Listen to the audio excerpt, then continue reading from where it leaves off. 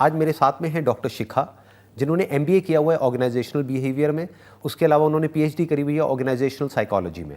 She understand the psychology of not just an organisation, but she has been in a successful relationship with a husband since last how many years? 11 years. तो आज हम जो discussion करने वाले हैं वो है बेसिकली कि क्या हैबिट्स होनी चाहिए एक सक्सेसफुल रिलेशनशिप की। First of all thank you for this opportunity, I am feeling blessed and very grateful.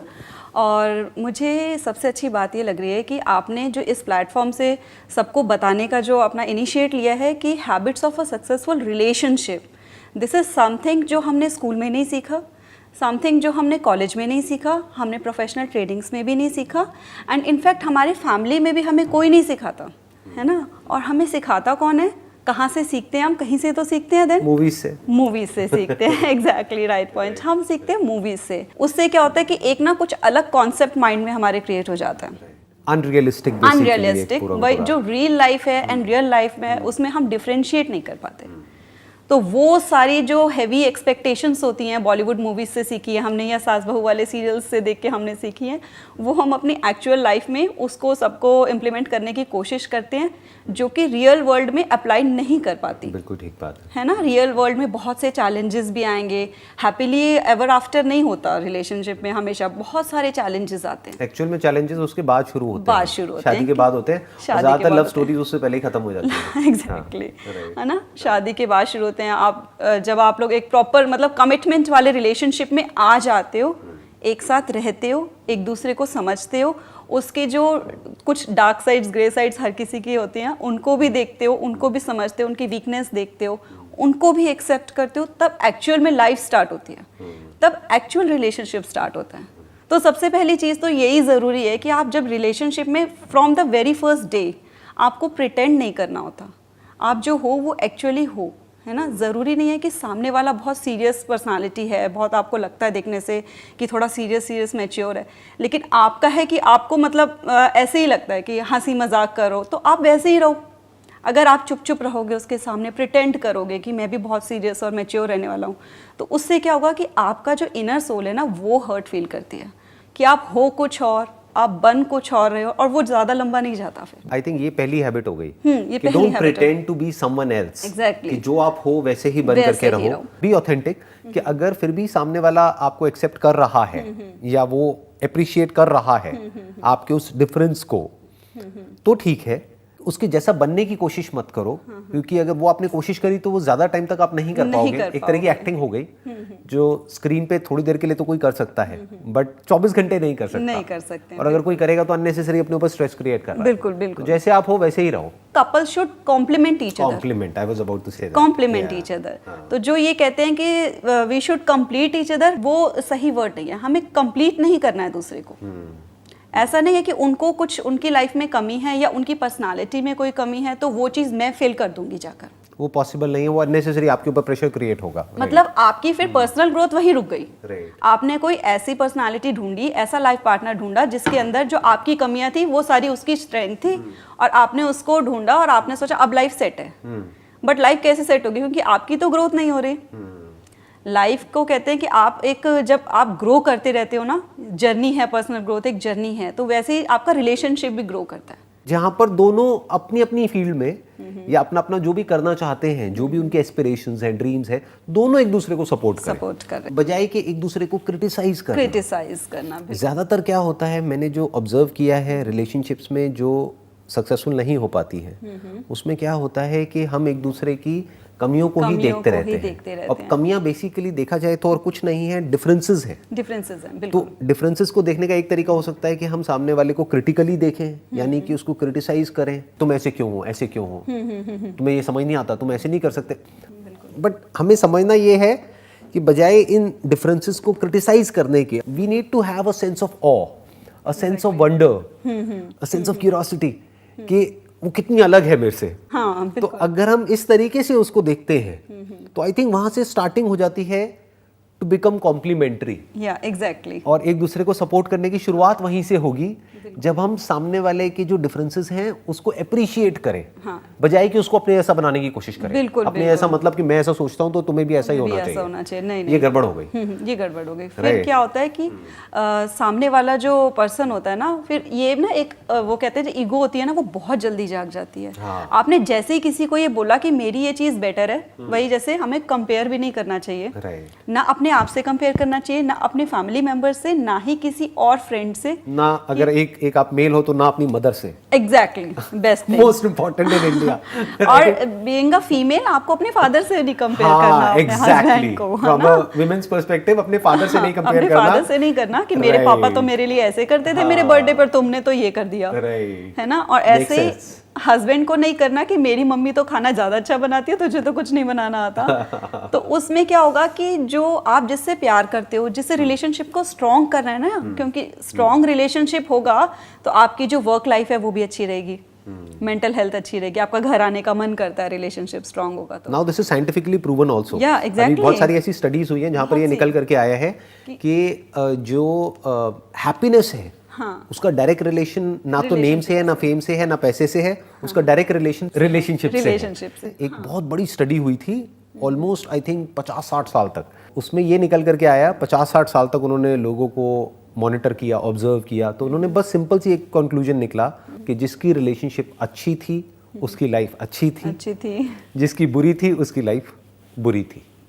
तो या यू वर सेइंग समथिंग, आप ये कह रहे थे कि कंपेयर नहीं करना है अपने आप से भी या किसी और से भी, उनको फुली एक्सेप्ट करो, राइट, फुली एक्सेप्ट करो। उनके अंदर जो आपको अच्छाइयाँ लग रही है, उनको भी जो आपको कमियाँ, जैसे आपने ही आई थिंक एक वीडियो में बोला था कि प्रायोरिटीज डिफाइन करो ना, कि आपको लाइफ में अपने लाइफ पार्टनर में एग्जैक्टली चाहिए क्या, वो सारी चीज़ें हैं, है ना, कि आपको ये चाहिए था। That was, I think, उस सेशन का नाम था secret of a happy relationship, if I am not wrong. Yes, हम इसमें ये भी कह सकते हैं कि we should be very clear कि हमको अपनी लाइफ में जो मतलब लाइफ पार्टनर चाहिए, जो रिलेशनशिप चाहिए फॉरएवर के लिए, तो उसमें हमें एग्जैक्टली चाहिए क्या। सामने वाला लॉयल होना चाहिए, उसका नेचर आपके साथ मैच करना चाहिए, आपको लगे कि आप कंफर्टेबल हो उसके साथ, तो कुछ एक लिस्ट जो है ना वो हमें जरूर बनानी चाहिए। रिस्पेक्ट करना चाहिए, रिस्पेक्ट हमारी करे। अब जो चीज़ें थी उसके लिए हम ग्रेटफुल नहीं है, जो हमें मेन चाहिए थी, जो हमारी प्रायोरिटीज थी लाइफ में, कि ऐसा हमारा पार्टनर होना चाहिए, उसको हम कर देते हैं साइडलाइन।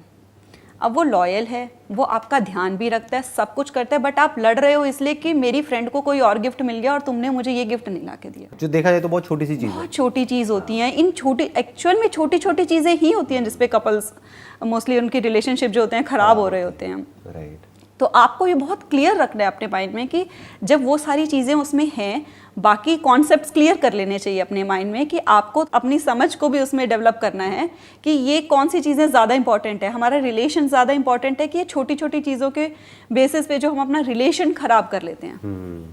मैंने बहुत सी ऐसी, क्योंकि बीइंग अ फीमेल मैंने बहुत सी ऐसी फीमेल्स देखी हैं, वाइफ्स देखी हैं, जो इसी बात पे बहुत लंबा उनका झगड़ा चल जाता है कि मुझे बढ़िया गिफ्ट्स नहीं मिलते, मुझे सरप्राइज नहीं मिलते। अब किसी का नेचर है, किसी के हस्बैंड ने बहुत बिग वाला सरप्राइज दे दिया, अब जो बाकी उसकी 10 फ्रेंड्स हैं वो सब उसी बात पे लड़ रही हैं। अब आगे पीछे हो सकता है उसका हस्बैंड उसको पूछता भी ना हो, लेकिन वो सरप्राइज हो सकता है सिर्फ दिखाने के लिए हो, सोशल मीडिया पर हो, बिल्कुल, बट पीछे से कहानी हो सकता है कुछ और ही चल रहा है, हो सकता है वो आपसे बात ही ना करते, और वहीं आपका हस्बैंड है वो आपको डेली टाइम देता है और आपकी केयर करता है, लेकिन आप उससे लड़ रहे हो किसी नकली इंसान की वजह से, हाँ, जो आपको एग्जैक्ट पता नहीं है कि उनकी लाइफ में क्या चल रहा है।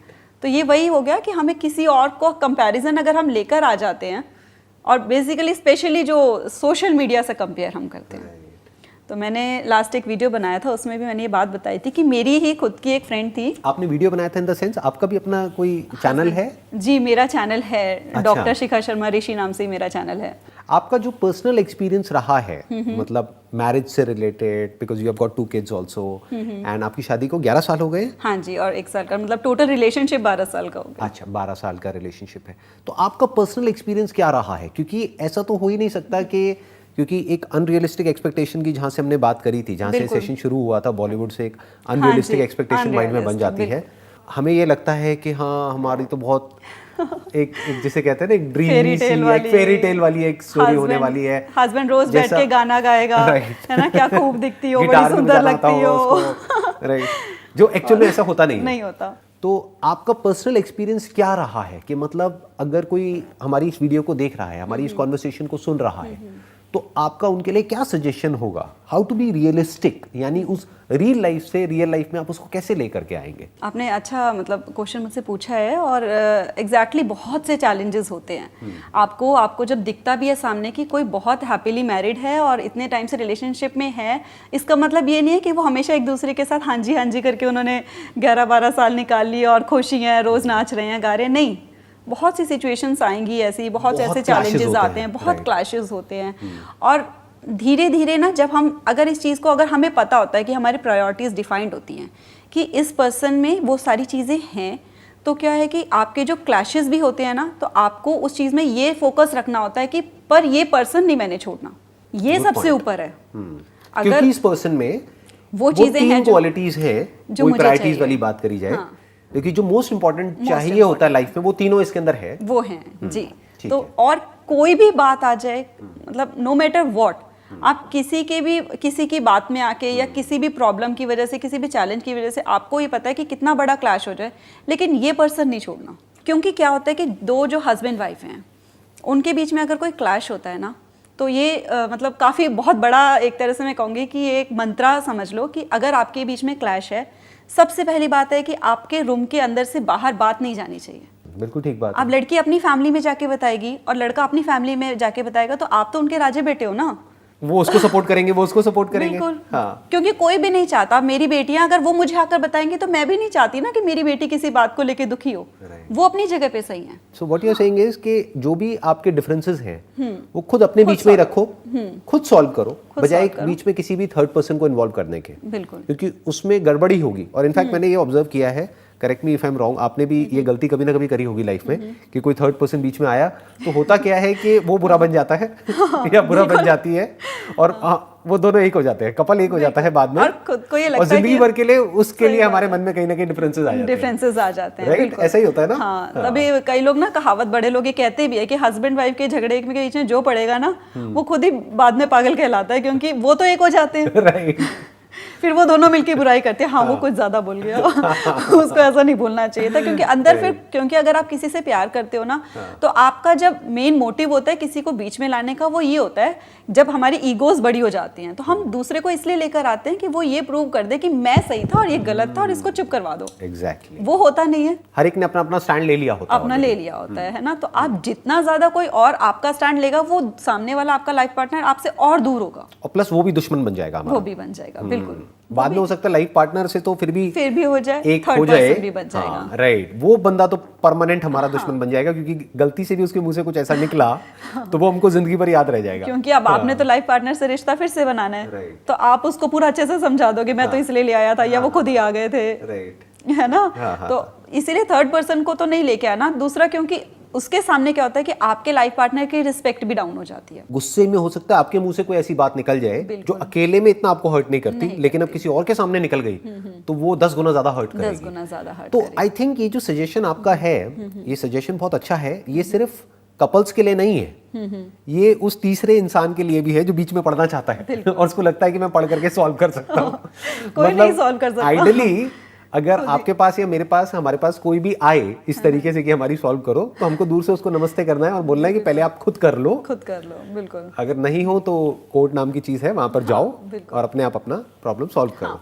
वो भी मतलब अगर ऐसा है ना कि बहुत ही ज्यादा टॉक्सिक रिलेशनशिप चल रही है, कि मारपीट हो रही है और झगड़े और मतलब बहुत हायर लेवल पे हो रहे हैं कि बच्चों पे भी इफेक्ट पड़ रहा है, तो वहां पर आप मतलब हेल्प सॉर्ट आउट कर सकते हो, किसी की या पुलिस की या कोर्ट की, वहां पर लेनी होती है। लेकिन ये जो नॉर्मल डेली रूटीन के थोड़े बहुत छोटे मोटे क्लैशेस होते हैं और जो छोटी मोटी बातें होती हैं, उनको भी जितना हो सके ना, भी आप रात को सोने से पहले सॉर्ट आउट कर लो। I think that's a very good point. अभी जो आपने बोला कि अपने कुछ रूल्स बना लो।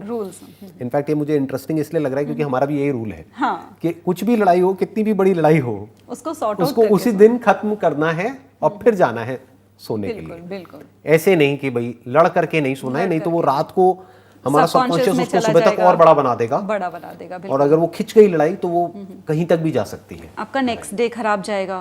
फिर क्या है कि आप हो सकता है कि आप पहले तो बात करके सॉल्व कर सकते थे, लेकिन आपको इतना लंबा पीरियड जो है रात का पूरा चुप रह के आपने निकाल दिया, सब कुछ शांत है और आप अपने अंदर ये बातें कर रहे हो, जो नेगेटिव बातें कर रहे हो अपने रिलेशनशिप को लेके, वो सबकॉन्शियस सुन रहा है उस टाइम, और वो कहीं ऐसे कॉर्नर में जाकर फीड हो जाती हैं। तो जो मोस्टली लड़ाइयों में निकल कर आती है ना बातें, पिछली लड़ाई की और 10 साल पहले की लड़ाई की, वो सारी वहीं से ही स्टोर होके निकल कर आती हैं।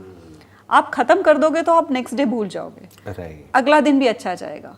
और अगर आपने कई दिनों तक इस लड़ाई को खींच लिया तो फिर एक नई प्रॉब्लम शुरू हो जाती है कि अब इसको फर्क नहीं पड़ रहा नहीं, अब इसको खत्म कौन करेगा।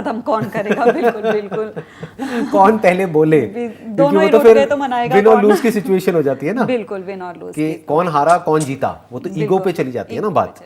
एंड आई एम श्योर ये बातें हम कर तो रहे हैं बेस्ड अपॉन आवर एक्सपीरियंस, जो भी आपका मैरिज से रिलेटेड एक्सपीरियंस है या जो भी आपका बैकग्राउंड है, जो आपने साइकोलॉजी में जो भी कुछ आपने पढ़ाई करी है उसके बेस पे, प्लस अपने एक्सपीरियंस के बेस पे आप बातें तो कर रहे हैं। मैं भी बातें तो कर रहा हूँ अपने एक्सपीरियंस के बेस पे, बट आई एम श्योर हमने भी ये गलतियां करी हैं अपनी रिलेशनशिप में। तो अभी तक हमने 2 हैबिट्स कवर कर ली हैं एक सक्सेसफुल रिलेशनशिप की, and this is not just theoretical but practical based upon experience, right. हम कोई मतलब ऐसा नहीं है कि 20-21 साल के हैं और इन सब चीजों के बारे में बात कर रहे हैं कहीं से सुन करके या पढ़ करके। We have been through all of that. I am 40 years old and what about you? Like how old are you? I'll be 35 this July.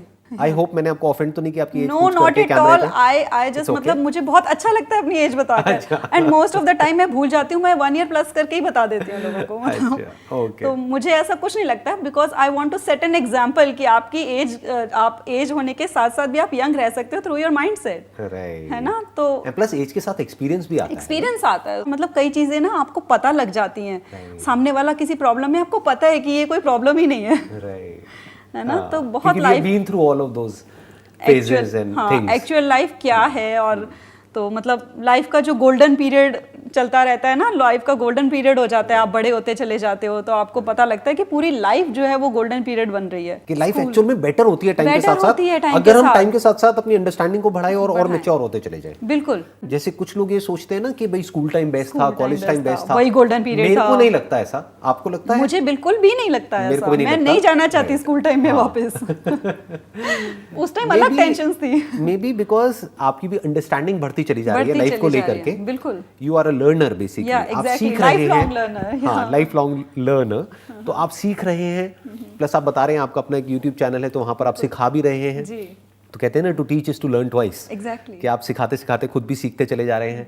तो अगर कोई सीख रहा होता है लाइफ में या अपनी गलतियों से सीख रहा होता है, लाइफ को और बेटर अंडरस्टैंड कर रहा होता है, तो उसकी लाइफ बेटर होती है, बुरी नहीं होती है।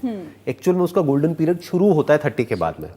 जैसे कुछ लोगों को लगता है कि उसके बाद तो लाइफ खत्म हो जाती है, ऐसा कुछ नहीं है। ऐसा कुछ नहीं है, लाइफ बेटर होती है। बच्चों को डराते हैं बस कि बेटा यही जिंदगी है, जी लो, उसके बाद तो ऐसा ही है। वो उनके लिए जो ग्रो नहीं कर रहे हैं या वो मतलब दूसरों को बदल रहे हैं बस, या फिर कहीं पे अटके हुए हैं, बेसिकली स्टैग्नेंट है अपनी थिंकिंग के लेवल पे, अपनी अंडरस्टैंडिंग के लेवल पे, या रिजिड हैं बहुत ज्यादा, अपने अपने पॉइंट ऑफ व्यू को पकड़ के बैठे हुए हैं, या बहुत ज्यादा ईगोइस्टिक हैं। उन लोगों के लिए लाइफ एक्चुअल में बुरी होती है, क्योंकि बचपन में बाय डिफॉल्ट बच्चों के अंदर ईगो नहीं होती है। बट अगर कोई मैच्योरिटी से अपनी ईगो को डिसॉल्व करता चला जा रहा है, बिल्कुल, तो आई होप कि उसकी लाइफ बेटर होती चली जाती है। एंड इसी के साथ में एक और चीज जुड़ी हुई है, फिर उसके बाद हम तीसरी हैबिट पर आते हैं कि क्या सपोर्ट की जगह या एक्सेप्ट करने की जगह हम एक और बेटर वर्ड यूज कर सकते हैं, to be curious. In the sense accept करने में कहीं ना कहीं ऐसा आ रहा है कि सामने वाले के अंदर कुछ नेगेटिव है जिसको हम एक्सेप्ट कर रहे हैं या हमें करना पड़ रहा है। जैसे इंडिया में एक वर्ड बहुत चलता है एडजस्ट करो। मुझे पर्सनली ये वर्ड पसंद नहीं होता। मेरा जो फंडा है वो बड़ा सिंपल है कि rather than accepting the other person, be in an awe, in the sense कि मतलब हमेशा एक सेंस ऑफ फैसिनेशन हमारे अंदर रहना चाहिए। जैसे मैं बहुत बार बैठे बैठे अपनी वाइफ को बस देखता रहता हूँ और हंसता रहता हूँ, तो वो कहती है क्या है, पागल हो क्या? तो मैं कहता हूँ कि हाँ, थोड़ा सा तो पागल हूँ।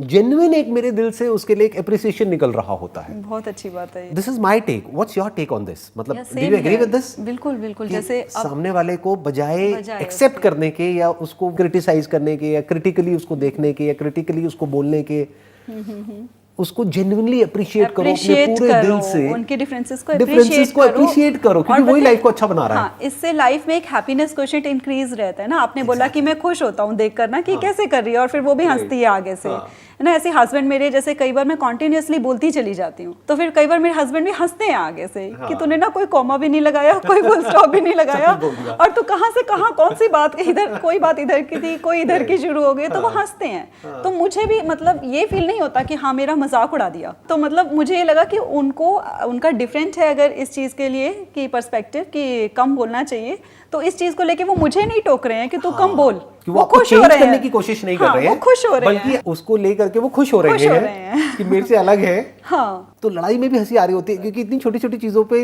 लड़ने की क्या जरूरत है। हाँ। और अगर कभी लड़ाई होती है या कभी एकदम से गुस्सा आ जाता है किसी एक को, दोनों में से, तो दूसरे को हंसी आ जाती है, दूसरे को हंसी आ जाती है। और अगर वो क्रिटिकल हो एक दूसरे को लेकर के, और उस वक्त कोई सामने वाला थोड़ा सा भी कुछ ऊंची आवाज में बोल जाए या थोड़ा गुस्से में बोल जाए, तो सामने वाला हंसने की बजाय उससे लड़ने लग जाता है, और वो भी उसी स्टेट में चला जाता है। इनफैक्ट मैंने एक बड़ा इंटरेस्टिंग कोट पढ़ा था कहीं पर, the hallmark of a good relationship is when only one person gets crazy at a time. Okay, exactly, समझ सकते अगर एक थोड़ा अपना उसका दिमाग खराब हो जाए तो दूसरे का ना हो, ये ना हो कि दोनों का हो जाए, क्योंकि फिर दोनों का हो गया तो धीरे धीरे गुस्सा बढ़ेगा। अगर किसी रिलेशनशिप को, अच्छी से अच्छी रिलेशनशिप को भी खराब करना हो तो वो गुस्सा है, तो उसका अगर एक वर्ड हम चूज करें तो दैट इज एंगर। क्योंकि गुस्से में क्या हो जाता है किसी को पता ही नहीं लगता है, बिल्कुल नहीं पता एक से दूसरा, दूसरे से फिर वो कहीं का कहीं चली जाती है, क्या बोल रहा है उसको समझ नहीं आता, बोल दे क्या क्या कर दे, कुछ नहीं पता लगता है। क्योंकि एक ही चीज होती है ना माइंड में जब गुस्सा आ जाता है कि किसी भी तरीके से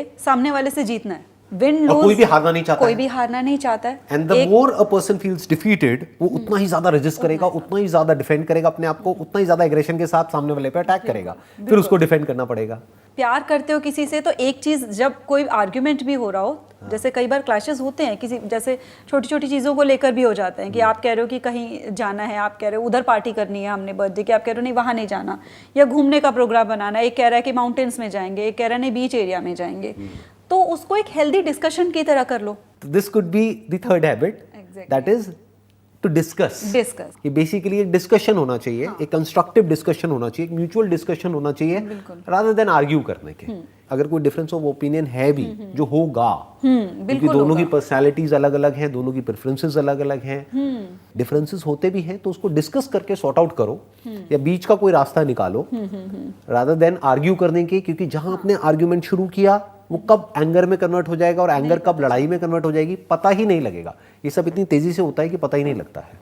और हम ये भी कर सकते हैं, I am just thinking right now, कि अगर कभी लड़ाई हो, क्योंकि लड़ाई तो होनी ही है एक रिलेशनशिप में, तो लड़ाई हो तो जिस वक्त गुस्सा आ रहा है आपको, उस वक्त वहां से हट जाओ। वो जो बोलते नहीं है कि गुस्सा आ रहा है तो पानी पी लो, पानी पी लो, तो I think that is right. क्योंकि थोड़ा सा हमारा जो ब्लड प्रेशर है वो नीचे आएगा, वो डाउन आएगा, पल्स रेट नीचे आएगा। इनफैक्ट इसके ऊपर कुछ स्टडीज हुई है कि जैसे जैसे पल्स रेट बढ़ता है ना, मान लो 100 के ऊपर जाता है जब हमको गुस्सा आ रहा होता है, तो उस वक्त इंसान का जो दिमाग है वो काम करना, या जो उसकी क्रिटिकल जो थिंकिंग है, लॉजिकल थिंकिंग है, वो काम करना बंद कर देती है, और उसकी ब्रेन का एक ऐसा पार्ट एक्टिवेट हो जाता है जहां पर उसको सिर्फ अटैक मोड में चला जाता है। मतलब that's more like a fight and flight response, कि बॉडी में कुछ ऐसे केमिकल्स रिलीज होने लग जाते हैं कि अब तो जैसे कि कोई अटैक हो रहा है हमारे ऊपर और हमको अपने आप को डिफेंड करना है या अटैक करना है। वो भूल जाते हैं कि सामने वाला जो है वो उससे हम प्यार भी करते हैं, और वो भूल जाते हैं कि ये कौन है, बस वो दुश्मन नजर आता है कि बस किसी भी तरीके से इसको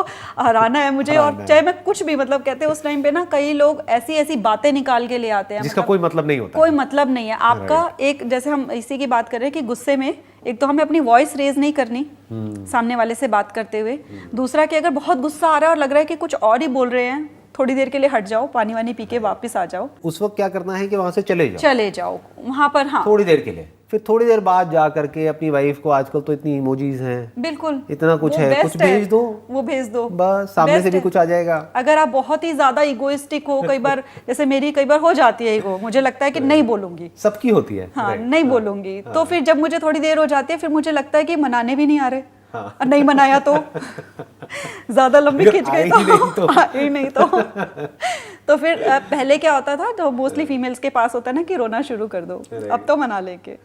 वो भी थोड़े टाइम के बाद जब आप मैच्योर होना शुरू होते हो तो पता लगता है यार लड़ाई तो सॉर्ट आउट हो जाती है, अगले दिन पूरा दिन सिर दर्द होता है रोने की वजह से। तो रोना भी वो गिव अप कर दो। और उसके बाद यही है कि अगर ईगो इतनी ज्यादा है कि आपसे बोला नहीं जा रहा, सामने जाके फेस नहीं किया जा रहा, तो आपके पास फोन है, व्हाट्सएप करो, इमोजीज भेजो, GIF है वो भेजो, कोट्स निकाल कर भेजो, गुस्सा आ रहा है तो बात करने की बजाय उस वक्त अपने मोबाइल को यूज करके लिख दो, क्योंकि लिखने में एटलीस्ट आपका वो जो टोन ऑफ वॉइस है ना, जो एंगर के टाइम पे कन्वर्ट हो जाती है, वो नहीं होगी। एटलीस्ट एक्सप्रेशंस तो नहीं दिखेंगे, एक्सप्रेशंस नहीं दिखेंगे और उसकी आवाज नहीं सुननी पड़ेगी, उससे सामने वाला इरिटेट नहीं होगा। दूर दूर चले जाओ और लिख करके अपनी लड़ाई को सॉल्व करो। जो भी करना है, जो भी मन की बात है, लिखते जाओ लिखते जाओ लिखते जाओ, और सामने वाले को भी लिखने दो, वो भी कुछ ना कुछ लिखेगा या लिखेगी। इसमें एक चीज़ और है कि जैसे विन एंड लूज वाली होती है, हमें लगता है कि अगर हम जीत जाते हैं यानी कि सामने वाले को हमने गलत प्रूव करना है। तो अगर रिलेशनशिप को स्ट्रॉन्ग करना है ना, तो उसका सबसे बड़ा सीक्रेट है कि अगर आप आर्ग्यूमेंट में हार गए हो ना, आप वो हो जिसने कि एंड करा है आर्ग्यूमेंट को, तो आप जीते हो। जैसे बोलते हैं हार के जीतने वाले को बाजीगर कहते हैं। हार के जीतने वाले को बाजीगर कहते हैं। एक्चुअली इन रिलेशनशिप जो पहले गिव अप कर देगा वो जीता है। और सबसे बड़ी बात यह है कि हम ना इससे नेक्स्ट पॉइंट पे आ सकते हैं कि अपनी मेंटल पीस सबसे इंपॉर्टेंट है। जब आपको लग रहा है कि because of this argument, unnecessary argument, आपकी प्रोफेशनल लाइफ सफर कर रही है, आपकी प्रोडक्टिविटी लो हो रही है, तो बेटर है कि आप उसको सॉर्ट आउट कर दो। बिल्कुल ठीक बात है ना, कि मतलब सामने वाले के फायदे के लिए ना सही, अपने फायदे के लिए, क्योंकि अपने आप से तो हर कोई प्यार करता ही है ना। अपने आप से हर कोई प्यार और करना चाहिए। ये वही बॉलीवुड मूवीज ये सिखाती है कि मैं सबसे ज्यादा दुनिया में तुमसे प्यार करता हूँ, मैं अपने से भी ज्यादा तुमसे प्यार करता हूँ, जो झूठ है। ऐसा एक्चुअल में नहीं होता है। अब अगर इमेजिन करो, जिसको भी आप कह रहे हो कि मैं सामने वाले से प्यार करता हूँ, जो भी आपकी प्यार की डेफिनेशन है, एक तो प्यार की डेफिनेशन ही बहुत सारे लोगों की हिली हुई है, तो अगर वो सामने वाला पर्सन आपको प्लेजर दे रहा है तब तो आप कहते हो कि मैं उससे प्यार करता हूँ, बट अगर वो पेन दे रहा है तो भी क्या आप कहोगे कि वो मैं उससे प्यार करता हूँ या करती हूँ? Only in movies, impossible, only in movies.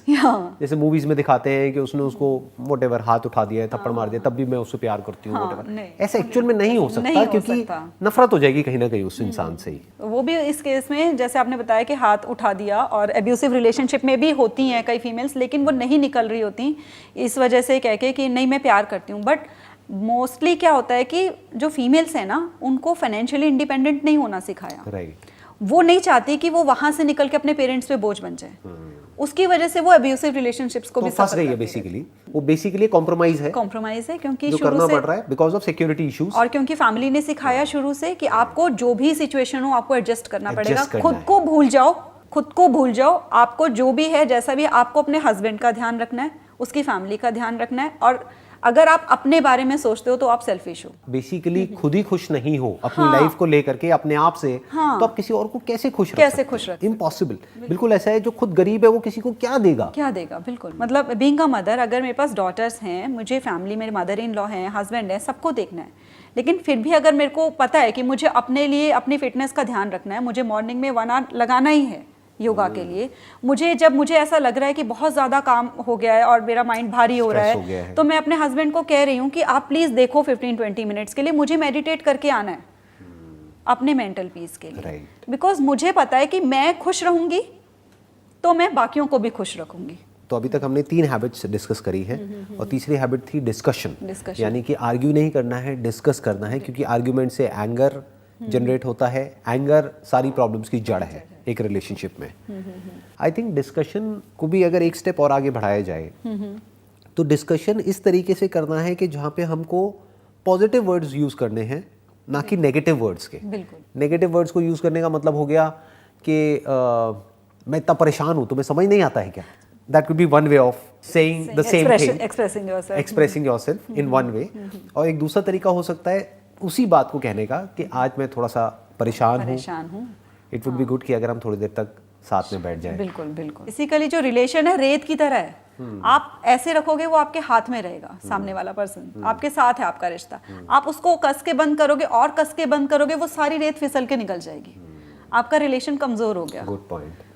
तो उससे क्या है कि आप रह तो साथ रहे हो, लेकिन आप रहना चाहते नहीं हो, या रहना पड़ रहा है because of society, because of family pressure, because of whatever reasons, उसका फिर कोई फायदा नहीं है उसका। तो फ्री रहो एक दूसरे की, जो करना चाहते हैं उसमें वही कि एक दूसरे को करने दो, फ्रीडम दो करने की। तो इससे सामने वाले को भी लगता है कि मुझ पे ट्रस्ट करते हैं। मतलब बेसिकली ये हो गया कि एक दूसरे का, वही बात आ गई ना जहाँ से हमने सेशन को शुरू किया था, कि एक दूसरे का सपोर्ट सिस्टम बनो, कि मतलब जो सामने वाला अपने लिए हर एक की डेफिनेशन अलग अलग होती है ग्रोथ की। हर एक के लिए खुद को प्यार करने का मतलब अलग अलग होता है, कोई सेट डेफिनेशन नहीं है। सेल्फ लव का मतलब आपके लिए कुछ और हो सकता है, मेरे लिए कुछ और है। तो जो भी आपके लिए उसका मतलब है सेल्फ लव का या सेल्फ ग्रोथ का, उसको सामने वाले को अप्रिशिएट करना है कि let her do whatever she want, as far as कि वो उन टॉप 3 जो हमारे जो वो है, ट्रस्ट हो गया, ये हो गया, रिस्पेक्ट हो गया, उस पे कॉम्प्रोमाइज नहीं हो रहा है। लेट हर डू और let him do whatever he और शी वांट्स।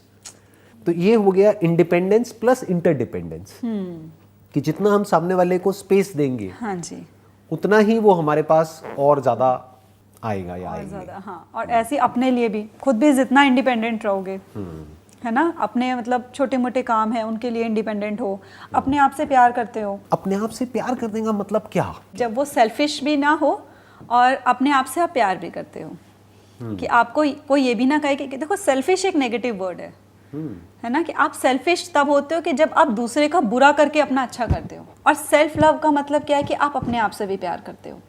अब जैसे फॉर एग्जांपल कि अगर मोस्टली जो फीमेल्स के पर्सपेक्टिव से मैं बताऊंगी कि फीमेल्स को मोस्टली ये बचपन से ही सिखाया जाता है कि आपको दूसरों के नीड्स को पहले ध्यान में रखना है, अपनी नहीं रखना है।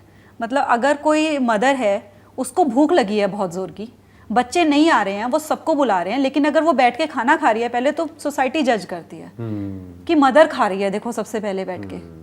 तो इस चीज़ को हमने ये वाली अपना माइंड से निकाल देना है कि इसमें हम सेल्फिश नहीं हो रहे, मैंने सबको खिलाना है, सब लोग लेट कर रहे हैं, मुझे भूख लगी है तो मुझे टाइम से खाना है, मुझे टाइम से मेरी हेल्थ ठीक रहे, ताकि मैं सबका ध्यान रख सकूं, ताकि मैं सबको और अच्छे से बना के खिलाऊं ना, पॉजिटिव वाइब्स के साथ। मेक सेंस, है ना, मैं अपना ध्यान रख रही हूँ। What you are saying is कि सेल्फिश में और सेल्फ लव में एक बहुत बड़ा डिफरेंस है। ज्यादातर लोग सेल्फ लव का मतलब समझ लेते हैं सेल्फ ऑब्सेशन या सेल्फ ग्लोरिफिकेशन, कि अपने आप को ग्लोरीफाई कर रहे हैं, अपने बारे में ही सोच रहे हैं। What you are saying is कि सेल्फ लव का मतलब सिंपल वे में ये है कि अपनी केयर करो, हाँ जी, ताकि आप औरों की केयर कर सको। औरों की इन द सेंस अपनी फैमिली की, अपने फ्रेंड्स की, या अगर और बड़े लेवल पे देखा जाए तो सोसाइटी की। कि फॉर एग्जांपल अगर आपको सोसाइटी के लिए भी कुछ अच्छा करना है, तो अगर आप खुद अच्छा कर अपनी लाइफ में कुछ अच्छा कर रहे होगे अपने लिए, तभी आप प्लस अपनी फैमिली के साथ में अच्छे होगे, तभी तो आप सोसाइटी में कुछ अच्छा कर सकते हैं। अगर आपके घर में तो आपकी प्रॉब्लम चल रही है और आप दुनिया का भला करने निकल गए हो, that does not make sense. आप कैसे कर लोगे? वो तो प्रिटेंड करने वाली बात हो गई ना, क्योंकि आप अंदर से खुश नहीं हो, तो आप किसी को खुशी कैसे दे सकते हैं? नहीं दे सकते, पॉसिबल ही नहीं है। बिल्कुल। तो वही जैसे आपने अभी बोला ना कि अपने बारे में ही सोच रहे हैं, सेल्फिश लोगों को ये लगता है कि अपने बारे में सोच रहे हैं, तो अपने बारे में ही सोच रहे हैं या अपने बारे में भी सोच रहे हैं, राइट, डिफरेंस है। इसका मतलब ये नहीं है सेल्फ लव का कि आप अपने बारे में ही सोचो कि कोई खाए चाहे नहीं खाए, मुझे तो खाना खाना है, बाकी दुनिया गई भाड़ में नहीं। आपको अपने बारे में भी सोचना है कि कोई नहीं आ रहा है खाना खाने, आज घर पे कोई नहीं है, मैं अकेली हूँ, तो मोस्टली क्या कहेंगे, छोड़ो हम ना चाय बिस्किट खा लेंगे, रस खा लेंगे, क्या बनाना अपने लिए। नहीं, अपनी डिश सोचो कि अच्छा आज कोई नहीं आ रहा है, आज मैं अपने पसंद की डिश बनाती हूँ। दैट इज सेल्फ लव, है ना। Excellent point. हाँ, अपने लिए टाइम निकालो, अपनी हॉबीज को जिंदा रखो, follow your passion, follow your dreams. ये नहीं कि आपकी शादी हो गई, आप रिलेशनशिप में चले गए तो आपकी अपनी आइडेंटिटी पूरी तरह से खत्म हो गई। बिल्कुल, अपनी आइडेंटिटी पे ध्यान रखो। ऐसे जो मेल्स हैं, हस्बैंड्स हैं, वो भी ध्यान रखें इस चीज़ को लेके, क्योंकि फीमेल्स जो होती हैं वो फिर भी थोड़ी बहुत हॉबीज उनकी साइड बाय साइड चलती रहती हैं, है ना। थोड़ा क्रिएटिविटी, जो क्रिएटिविटी होती है ना, सेल्फ लव हम बहुत अच्छे से प्रैक्टिस कर पाते हैं जब हम क्रिएटिव होते हैं, क्योंकि हम पूरा फोकस कर रहे होते हैं अपने ऊपर, उस टाइम अपने क्रिएटिव जोन में होते हैं। तो मेल्स को भी ऐसे ही, हस्बैंड्स को भी कोशिश करनी चाहिए कि भी वो भी अपनी क्रिएटिविटी किसी चीज़ में लेके आए, अपने पैशन को फॉलो करें, या और कुछ नहीं तो कोई स्पोर्ट्स में इंडल्ज हो जाए। डेली सुबह और कुछ नहीं तो उठ करके 1 घंटा बैडमिंटन ही खेल लें, या जिम चले जाएं, या कुछ भी जो भी उनको अच्छा लगता है वो करें। वो चीज़ जो मुझे पसंद है, जिससे मुझे खुशी मिलती है, वो करनी है, ताकि मेरा हैप्पीनेस कोशेंट इंक्रीज हो, ताकि वो पॉजिटिव वाइब्रेशंस जो मेरी हो वो पूरी फैमिली को मिले, घर का एटमॉस्फेयर अच्छा लगे, घर का एटमॉस्फेयर अच्छा हो, बच्चे जो हैं वो भी खुश रहें, जो पार्टनर है तो वो ऑब्वियसली खुश रहेगा अगर वो हंसती हुई सूरत देखेगा, है ना। ठीक बात है। वो रोज ही उसको ऐसी सड़ी हुई शक्ल दिख रही है कि गुस्से में या चिड़े, आओ तुम घर, मैं तुम्हें बताती हूँ। या फिर हस्बैंड है, वो घर आते ही अपना बैग उधर फेंक रहा है, और मतलब ये फिर भी रियलिटी में, क्योंकि आपको ऑफिस भी आप जाओगे, आपको बहुत सारी टेंशन्स मिलेंगी, आप घर आओगे तो आप सोचो कि क्या करूँगी जिससे मेरा खुद का हैप्पीनेस कोशेंट अपने आप से इंक्रीज हो, नॉट ये कि तुम मेरी सेवा नहीं करती, तुम ध्यान नहीं रख रही हो मेरा, तो इस वजह से मैं खुश नहीं हूँ। और आजकल तो क्या है ना कि हस्बैंड वाइफ दोनों ही वर्किंग है इन majority of the cases, at least बड़ी सिटीज में तो ये नॉर्म है कि दोनों ही वर्किंग है, दोनों अपनी अपनी जगह से आ रहे हैं काम करके, अपना अपना स्ट्रेस लेकर के आ रहे हैं, अपनी अपनी टेंशंस लेकर के आ रहे हैं।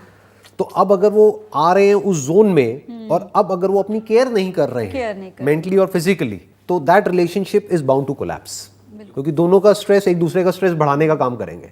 घर पे आएंगे दोनों बोलेंगे कि तुम्हें पता नहीं है मेरे साथ में क्या हुआ है, वो कहेगा तुम्हें नहीं पता मेरे साथ में क्या हुआ है। हाँ, और दोनों अपनी जगह पे सही भी हैं, दोनों अपनी जगह पे बिल्कुल ठीक है। हाँ, लेकिन तो ये नहीं एक्चुअल में करना क्या है कि वहां पर बजाय सामने वाले को अपना पॉइंट ऑफ व्यू समझाने के पहले खुद की केयर करनी है, खुद के लिए टाइम निकालना है, खुद की मेंटल और फिजिकल हेल्थ को ठीक करना है, ताकि अगर सामने वाला बीमार भी हो मेंटली फिजिकली उस वक्त उसको सपोर्ट कर सकें। अभी खुद से एक बार क्वेश्चन पूछे हम बैठ कर ना, कि हम एक्सपेक्ट तो करते हैं कि सामने वाला हमें खुश रखे, पहले अपने आप से पूछो कि मैं अपने आप को खुश रखने के लिए क्या करता हूँ, है ना। देखो क्या करते हो, फिर कुछ आंसर मिल रहा है कि नहीं मिल रहा है, क्योंकि रिस्पॉन्सिबिलिटी सबसे पहले वही, हमारे को जो ये बॉडी मिली है तो सबसे पहले हमारी रिस्पॉन्सिबिलिटी इसकी तरफ है। अपने आप को अपना नाम लेके बोलो कि मैं शिखा हूँ, मैं शिखा को खुश रखने के लिए क्या करती हूँ। क्या हम ये भी कह सकते हैं कि जरूरी नहीं है कि आप खुशी को फॉलो करो, क्योंकि मैंने ऑब्जर्व ये किया है कि जो लोग खुशी को फॉलो करते हैं वो कहीं ना कहीं जा करके फंस जाते हैं। अच्छा, क्योंकि एक्चुअल में हमको अगर फॉलो करना ही है तो शुरू में हमको पेन को फॉलो करना होगा, क्योंकि अगर आपको अपनी फिटनेस को मेंटेन करना है तो आपको मजा तो नहीं आएगा ना एक्सरसाइज करके, या जिम जा करके मजा तो आएगा नहीं। जो भी कुछ करोगे दोज आर लाइक सैक्रिफाइसेस। तो अब बेसिकली सेल्फ लव का मतलब ये हो सकता है कि आप खुद के लिए, जैसे आप औरों के लिए, अपने बच्चों के लिए दर्द भी सहने को तैयार हो। स्पेशली एक जो माँ होती है वो एक बच्चे का दर्द महसूस कर लेती है और बच्चे के लिए दर्द सह लेती है ताकि बच्चे को कोई दर्द ना हो, बच्चे को कोई प्रॉब्लम ना हो। इसी तरह से सेल्फ लव का मतलब ये हो सकता है कि आपको चाहे खुद को फिजिकली, इमोशनली, मेंटली पेन भी देना पड़ रहा है तो दो। हाँ, उस पेन में भी, क्योंकि फिर हमें खुशी मिलती है, क्योंकि पेन से निकल करके ही आप एक फिटनेस वाली स्टेट तक, फिजिकल मेंटल फिटनेस को अगर अचीव करना है तो ऐसे ही नहीं हो जाएगा, ऐसे ही खुशी नहीं मिल जाएगी। बिल्कुल। फॉर एग्जाम्पल अब ये हमारी कॉन्वर्सेशन हो रही है, इसको कोई अगर देखेगा और उसको आदत नहीं है इतने लंबे पॉडकास्ट सुनने की या देखने की, वो परेशान हो जाएगा, उसको इमोशनली, साइकोलॉजिकली उसको एक टॉर्चर के जैसा लगेगा। ये वो कहेगा ये क्या बातें हो रही है, क्योंकि आजकल लोगों की आदत क्या है, इंस्टेंट ग्रेटिफिकेशन। उनके लिए खुशी का मतलब क्या है कि एक वीडियो देखी, एक सॉन्ग सुना, उसके बाद दूसरा सॉन्ग, तीसरा सॉन्ग अपने आप ऑटो प्ले पे चलता चला जा रहा है, अटेंशन स्पैन ऑलमोस्ट जीरो है। तो अब हो सकता है इस सेशन को समझने के लिए उनको एफर्ट करना पड़े, उस साइकोलॉजिकल पेन से होकर के गुजरना पड़े। बिल्कुल। तो उनको ये भी सहना पड़ेगा अगर एक्चुअल में वो खुद से प्यार करते हैं। बिल्कुल, कि आप अपने लिए एक्स्ट्रा माइल भी जा रहे हो कि नहीं, अपने लिए भी। एग्जैक्टली। औरों के लिए तो हर कोई जाता है, औरों के लिए इन द सेंस अपने बच्चों के लिए तो एक माँ जाने को तैयार है, बट सेल्फ लव का असली मतलब ये है क्या वो माँ अपने खुद के लिए भी साइकोलॉजिकल, फिजिकल और वो सारे पेन सहने को तैयार है, ताकि वो खुद को मेंटली और फिजिकली फिट रख सके, जिससे कि वो औरों का ध्यान रख सके। तब हम कह सकते हैं कि एक्चुअल में वो खुद से प्यार करती है और औरों से भी प्यार करती है। बिल्कुल। सेल्फ लव का मतलब ये नहीं है कि हम प्लेजर्स में इंडल्ज हो जाएं, हाँ, नहीं, बल्कि वो मतलब नहीं, असलियत में ये है, क्योंकि नहीं तो होगा क्या, सेल्फ लव का मतलब हम क्या समझेंगे, फॉर एग्जांपल कोई बंदा है वो कहेगा कर लेता हूं और उससे मुझे और ज्यादा हैप्पीनेस मिलेगी। हाँ, नहीं, वो भी एक एग्जांपल हो गया। नहीं तो एक simple example day to day basis पे अगर इसको रिलेट किया जाए, सेल्फ लव का मतलब लोग क्या निकाल सकते हैं कि यार मैं ऑफिस से बहुत थका हुआ आता हूँ तो डेली रात को अगर 2-4 पैक लगा लिए तो क्या जाता है, बिल्कुल मेरे को अच्छा लगता है ना, मुझे अच्छा लगता है, आई लव माई सेल्फ, है ना, मैं अपने लिए क्या इतना नहीं कर सकता। आप समझ गए वो क्या कर रहा है बंदा, वो जस्टिफाई कर रहा है अपनी एक गलत हैबिट को, जो लॉन्ग टर्म में ना उसके लिए अच्छी है ना उसकी फैमिली के लिए अच्छी है। तो एक्चुअल में ऊपर ऊपर से लग रहा है देखने में कि वो खुद से प्यार करता है, ना वो खुद से प्यार करता है ना अपने बच्चों से और अपनी फैमिली से प्यार करता है। क्योंकि अगर एक्चुअल में करता होगा तो वो उस आदत को छोड़ेगा और कोई नई आदत बनाएगा। शॉर्ट टर्म में हो सकता है उसको दर्द भी होगा, लेकिन लॉन्ग टर्म में वो दर्द अच्छा है उसके लिए। क्योंकि आप बेटर वर्जन बनते हो, बेटर वर्जन तभी बनोगे ना जब आप पेन को सहने के लिए तैयार होगे। बिल्कुल सही, नहीं तो बन ही नहीं सकते। बिल्कुल सही बात है। That may be the definition of self love. ये हो गई हमारी चौथी habit. Last but not the least, 5वीं हैबिट अगर आपको कुछ बोलनी हो तो वो क्या हो सकती है? तो जैसे हम बैंक में बैलेंस रखते हैं, अमाउंट होता है डेबिट एंड क्रेडिट।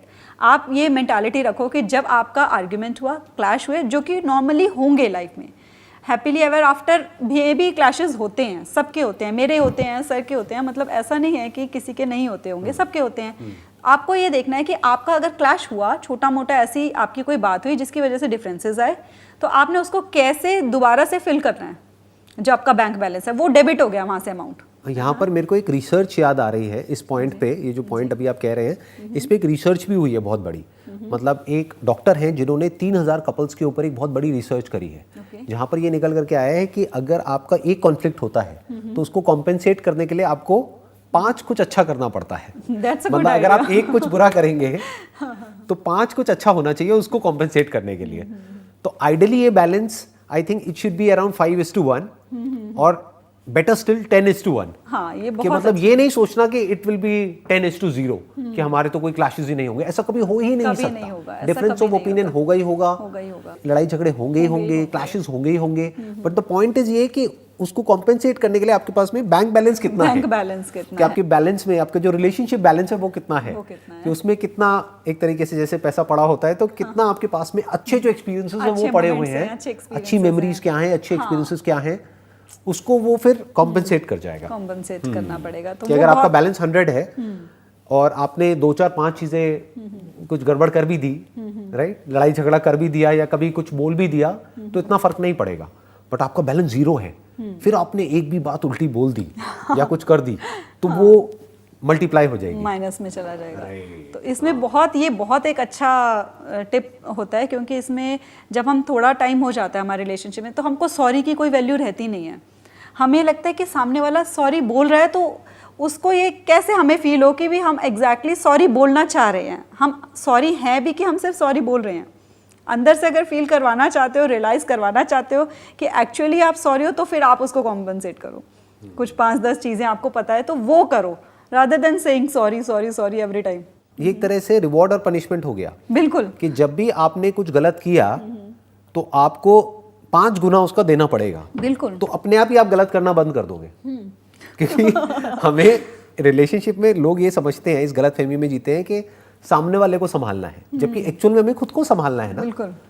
तो खुद को हम कैसे संभालेंगे? Through reward and punishment. बिल्कुल, यही एक मैकेनिज्म है जिसके थ्रू हम संभाल सकते हैं। तो हमें ये क्लियर होना चाहिए कि अगर मैंने कुछ गड़बड़ करी इस रिलेशनशिप में तो मुझे उसका 5 गुना वो भरना पड़ेगा। क्या बोलते हैं, हरजाना या जो भी होता है लगान या वो भरना पड़ेगा। यानी कि मुझे उसको कॉम्पेंसेट करने के लिए 5 गुना कुछ अच्छा करना पड़ेगा। That could be anything. For example, हाँ, जैसे मेरे हस्बैंड को मूवीज देखनी नहीं पसंद बाहर जाके, अगर मुझे पता होता है कि कुछ ऐसी बात हुई है तो मैं सॉरी नहीं बुलवाती। पहले मुझे लगता था सॉरी बोल दो, वो ईगो बूस्ट होती है बस सॉरी से। तो मैं कहती हूँ अब मूवी देखने चलना पड़ेगा। अब वो कुछ भी लड़ने से पहले 4 बार सोचेंगे क्योंकि मुझे मूवी देखनी पड़ेगी 3 घंटे जाके। कि मतलब जैसे बैंक बैलेंस होता है वैसे एक रिलेशनशिप का बैलेंस हो गया। ये हमारी एक हैबिट है जिसको हम अपने अंदर इनकॉर्पोरेट कर सकते हैं एक रिलेशनशिप में। बिल्कुल। और प्लस इससे एक और बेनिफिट होगा बहुत बड़ा कि जब भी कुछ बुरा होगा तो वो बुरा एक्चुअल में बुरा नहीं है, क्योंकि उसको बुरे को अच्छे में कन्वर्ट करने के लिए अगर 5:1 की इक्वेशन हम समझ रहे हैं तो हम एफर्ट करेंगे, एक्स्ट्रा माइल जाएंगे कुछ वापस से रिवाइव करने के लिए उस रिलेशनशिप को। नहीं तो वो रिलेशनशिप धीरे धीरे डेड होने लग जाती है, बोरिंग हो जाती है। उसको इंटरेस्टिंग बनाने के लिए जब भी लड़ाई हुई हमने कुछ अच्छा किया तो वो एक तरह से आपके बैंक अकाउंट में कुछ ऐड हो रहा है। वो फ्रेशनेस भी मेंटेन रहती है, वो फ्रेशनेस भी मेंटेन रहती है। जब हम इस तरह का टेक्स्ट भेजते हैं, प्लस जब आप कोई रायता फैलाओगे या जब कुछ गड़बड़ करोगे रिलेशनशिप में, उस वक्त ये बैंक बैलेंस आपके बहुत काम आएगा, ये रिलेशनशिप बैलेंस काम आएगा। बिल्कुल सही बात है, क्योंकि आपके पास जब क्लैशेस भी कभी होंगे तो आपके पास जो वो पॉजिटिव मेमोरीज, पॉजिटिव एक्सपीरियंसेस है ना, वो फिर उस पर हावी हो जाते हैं। आप सोचो, कितना ही कोशिश कर लो नेगेटिव सोचने की सामने वाले पर्सन के बारे में, जैसे ओवर थिंकिंग करता है हमारा माइंड जब क्लैश होता है, आप कितनी भी कोशिश करोगे ना, अगर आपका बैंक बैलेंस जो है वो अच्छे से भरा हुआ है ना, तो वो उसके ऊपर हावी हो जाता है। वो कहते हैं, आप मन में सोचोगे नहीं ये ऐसे करता है, वो कहेगा कहाँ नहीं करता, बैंक बैलेंस देखो, हाँ कितना कुछ है बैंक बैलेंस में, कहाँ करता है, ये तो छोटी सी बात है। तो ये बिल्कुल ऐसा हो गया कि कोई आदमी कह रहा है कि मैं तो गरीब हूँ और उसके बैंक बैलेंस में करोड़ों रुपए पड़े हुए हैं। बिल्कुल है ना, कि किसी छोटी सी बात पे आप कह रहे हो कि जैसे अगर वैलेंटाइंस डे है, रोज नहीं लेके आया, भूल गया सामने वाला, आप कह रहे हो कि ये तो मुझसे प्यार ही नहीं करता। तो वो बैंक बैलेंस उसी टाइम आपके सिर पे आकर कहेगा कहा नहीं करता, ये देखो मेमोरीज होंगी, तो कर रहा है, कितना कुछ तो कर रहा है। हाँ। तो आपको अपने आप ही वो जो माइंड में कॉन्फ्लिक्ट हुआ होगा वो अपने आप ही शांत हो जाते हैं धीरे धीरे। और अगर इसका अपोजिट है तो वो बहुत ही एक बड़ा डिजास्टर हो सकता है एक रिलेशनशिप के लिए। यानी कि पॉजिटिव एक्सपीरियंसेस तो कुछ है नहीं, नेगेटिव ही नेगेटिव है, तो वो रिलेशनशिप आज नहीं तो कल कोलैप्स कर जाएगी। तो उसमें बेटर है कि आप किसी की एडवाइस लो, किसी प्रोफेशनल की एडवाइस लेके, और उसको अगर आप वर्क कर सकते हो काउंसलर से डिस्कस करके, अगर आप दोनों ही चाहते हो कि इस रिलेशनशिप पे वर्क किया जाए। अगर एक चाहता ही नहीं है उस रिलेशनशिप पे वर्क करना, और एक वही कहते हैं ना, एक पहिए से गाड़ी नहीं चलती, दोनों से चलती है। और वो दोनों पहिए भी देखें, अगर हम पटरी पे चल रहे होते हैं तो वो दोनों साथ साथ पैरेलल चलेंगे। अगर ये सोचेंगे हमारे लाइफ पार्टनर से हम ज्यादा बेटर हैं, यानी एक पहिया बड़ा है और एक पहिया छोटा है, तो नहीं चलेगी, तो भी गाड़ी नहीं चलेगी। बिल्कुल ठीक बात है। That has to be equal, तो ही आप not just verbally but actually. हाँ, इक्वल एफर्ट्स दोनों को फील होना चाहिए कि वी आर इक्वल। हाँ जी, इक्वल एफर्ट्स होने चाहिए आपके रिलेशनशिप को लेके, तो तभी वो जो पटरी पे गाड़ी है ना वो सीधी तरह से चलती है, स्मूथली चलती है। On this note, let's end this podcast here, and it was a pleasure talking to you. Same here. मुझे बहुत कुछ सीखने को मिला आपसे। मुझे भी आपके साथ बात करके बहुत अच्छा लगा, क्योंकि एक पॉजिटिव वाइब्रेशंस थी, यहाँ का एटमॉस्फेयर बहुत पॉजिटिव है, पॉजिटिव वाइब्रेशंस मुझे मिली हैं, और ये वाइब्रेशंस और भी स्प्रेड होंगी मैं जहाँ जाऊँगी। तो बहुत अच्छा लगता है एक ऐसी पर्सनालिटी के सामने बैठकर जहाँ से आपको पॉजिटिव वाइब्स मिल रही हूँ। Thank you so much.